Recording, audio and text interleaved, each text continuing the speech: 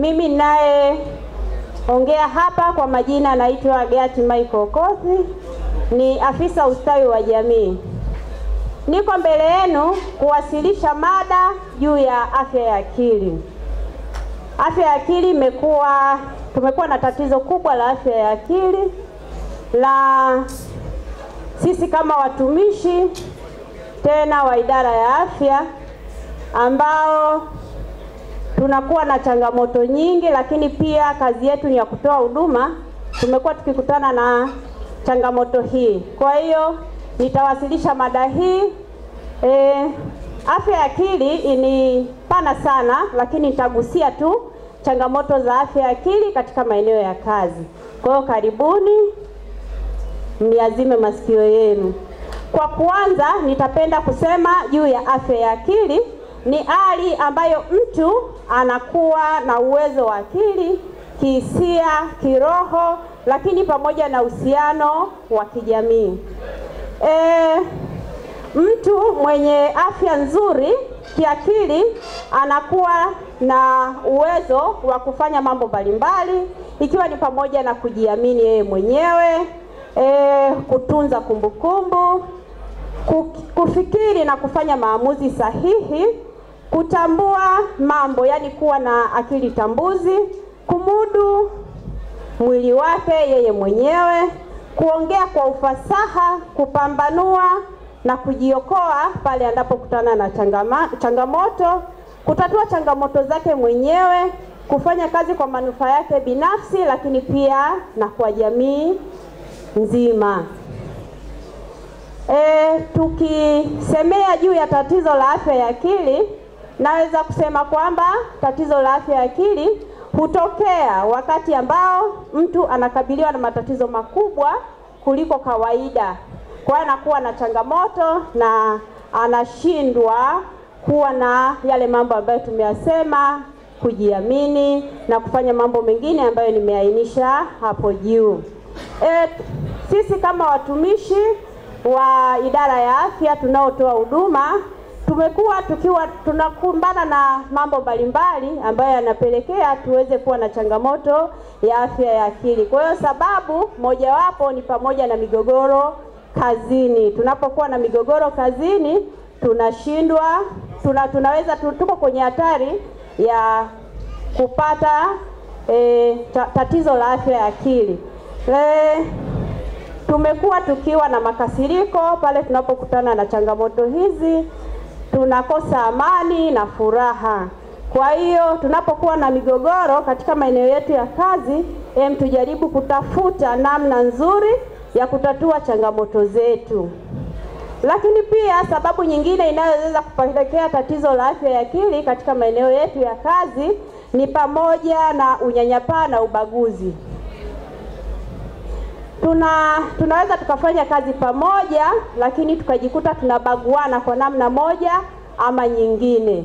Yawezekana kwa elimu tulio nayo, mimi nina PhD, mwenzangu labda form 4, nikambagua kwa elimu yake, lakini pia katika utendaji kazi, labda mwingine ana uwezo mkubwa wa kufanya kazi, mwingine ana uwezo mdogo, basi tukambagua kwa namna hiyo. Kwa hiyo tunapokuwa kazini ni vema tukaongozwa na upendo, tukapendana, tukaheshimiana, tukatambua kila mtu ana nafasi yake katika kutekeleza majukumu yake. Lakini pia sababu nyingine inayoweza kupelekea ni pale mtu anapoteseka labda kwa magonjwa ya muda mrefu, kupoteza mtu wa karibu, lakini pia hata kupoteza mgonjwa aliyekuwa anamhudumia na akiwa anaamini kabisa kwamba mtu huyu atapona. Bahati mbaya akapoteza maisha, inaweza ikatupelekea kufikiri sana, ikiwa jitihada zetu zote tumeweka pale katika kuhakikisha uhai wa huyo mtu. Kwa hiyo tunapokutana na mambo kama haya, tuweze kutafuta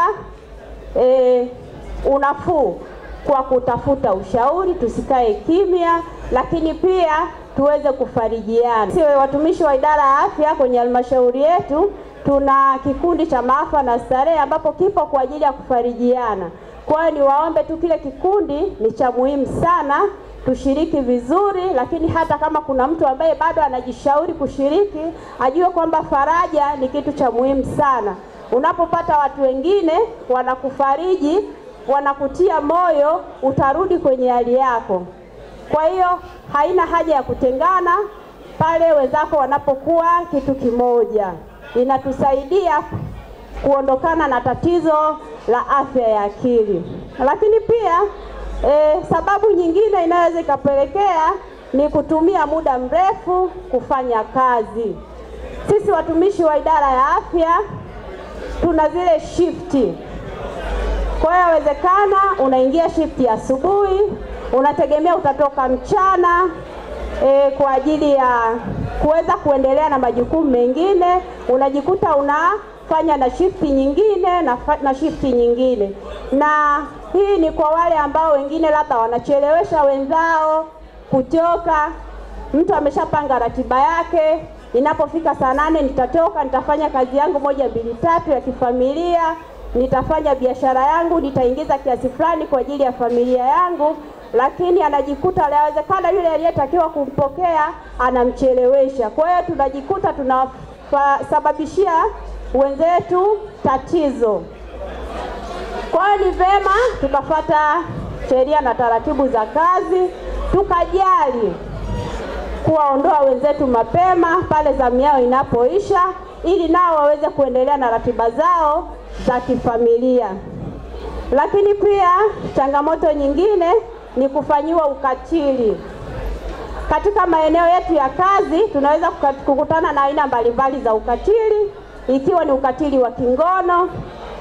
Yawezekana umepewa nafasi fulani ya kusimamia wenzio, kwa hiyo kwa ajili ya kumtimizia jambo fulani, basi labda ukahitaji rushwa ya ngono ili ndio uweze kumsaidia. Au unamfanyia mwenzako ukatili wa kisaikolojia, ikiwa ni pamoja na kubaguana, kutengana na kuona mwingine hafai, kutoheshimu mawazo ya mwenzio. Nini kinatakiwa tufanye? Tuheshimu mawazo ya wenzetu. Tusitumie nafasi tulizo nazo kuwanyanyasa walioko chini yetu. Lakini pia sababu nyingine inayoweza kupelekea mtu kufanyiwa ukatili ni kutokuheshimiwa, kutokuthaminiwa, kutokuheshimu mawazo yake, kutokumpa nafasi ya kumsikiliza pale anapohitaji kukueleza changamoto au jambo linalomsibu. Tuheshimu mawazo ya wenzetu, tutoe motisha pale inapobidi ili tuweze kusaidiana. Kauli za udhalilishaji, kumdhalilisha mwenzio kwa kauli mbaya sio kitu kizuri. Lakini pia kuna kutumia vilevi kupitiliza. Tunapotumia vilevi kupitiliza, kutumia dawa za kulevya, zinaweza zikapelekea tukashindwa kufanya kazi zetu vizuri na kukosa maamuzi sahihi katika utendaji wetu wa kazi. Kwa ni vema tunywe kwa kiasi, lakini pia tuache kutumia dawa za kulevya ili tuweze kuwa na afya nzuri ya akili. Lakini pia kitu kingine ambacho kitatusaidia katika kuhakikisha tunakuwa na afya nzuri ya akili ni pamoja na kushiriki matukio kama haya, kuja kwenye sherehe, kukutana na wenzetu, kufanya mambo mbalimbali. Tunashukuru uongozi wa idara ya afya pamoja na waganga wafawidhi wanafanya jitihada mbalimbali za kuweza kutuweka pamoja, ikiwa ni pamoja na sherehe kama hii. Huwa tuna siku ya wapendanao tunakutana, tuna siku zetu labda tunachoma nyama, tunafanyaje. Kwa hiyo ni kuombe tu mtumishi mwenzangu, zile siku sio za kukosa. Ni vema ukashiriki, kwa sababu unaposhiriki unaweka afya yako ya akili vizuri. Changamoto ulizozipitia utazisahau, utafurahi, utashirikiana na wenzio. Hata kama kuna mtu ambaye mambo yalikuwa hayajaenda sawa, tukikutana hivi tukacheza pamoja, tukacheka, inakuwa ni kitu kizuri. Lakini pia tuna namna ya kupata huduma pale unapokutana na changamoto ya afya ya akili. Unapokutana na tatizo la afya ya akili, unatakiwa kuwaona wataalamu ambao wanatoa huduma ya kisaikolojia ili uweze kupata msaada. Huduma ya kisaikolojia inatolewa kwa namna mbalimbali. Huduma ya kisaikolojia inategemea na tatizo ulilonalo. Mara nyingi tunatatua changamoto hizi kwa mazungumzo, pale unapokuwa mkweli na kubainisha shida inayokusumbua. Lakini pia kuna wale ambao wanaweza wakahitaji dawa lakini pamoja na mazungumzo. Kwa hiyo hawa pia tunaunganisha wataalamu, anakuwepo msaikolojia lakini pia anakuwepo na daktari kwa ajili ya kuweza kumsaidia. Kwa hiyo endapo unaona mwenzako ana changamoto, basi mshauri aweze kuonana na wasaikolojia. Sisi maafisa ustawi wa jamii tupo, tunasaidia watu wa nje kuliko watumishi wenzetu. Kwa hiyo ni vema unapopata changamoto, unakaribishwa, njoo tuzungumze, tuweze kuendelea vizuri na majukumu yetu bila shida yoyote, lakini pia uendelee kuzalisha kwa ajili ya familia na jamii kwa ujumla, ikiwa ni pamoja na taifa letu.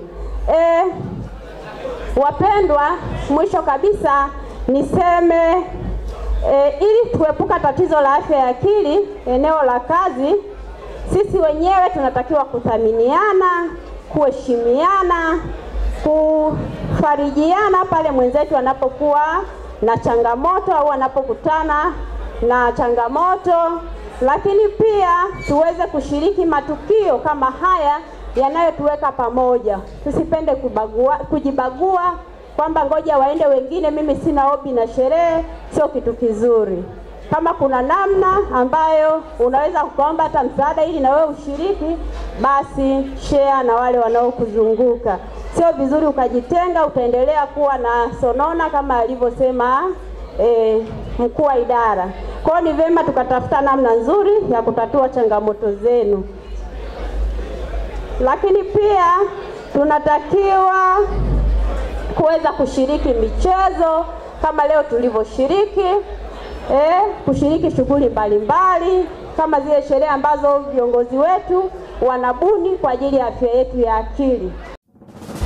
Moregas English Medium School ni shule ya awali na msingi iliyoko Sirari wilayani Tarime, mkoa wa Mara, nchini Tanzania. Ni shule ya kutwa na bweni yenye mazingira wezeshi na rafiki kwa mwanao. Shule yetu inaendelea kufanya vizuri sana. Rejea matokeo ya darasa la 7 mwaka 2024. Watoto wote 61 wamepata ufaulu wa daraja A. Wanafunzi 14 wamechaguliwa kujiunga na shule za bweni, ikiwemo shule ya Tabora Girls, Mzumbe, Mara Girls, Pugu, Shinyanga Girls, Dr. Badrida Buriani na Tumaini. Ndiyo, karibu sasa, mlete mwanao apate elimu bora. Kwa mawasiliano, piga simu namba 0765 65 67 05 au 0628 94 34 24 au 0745 49 41 02. Wote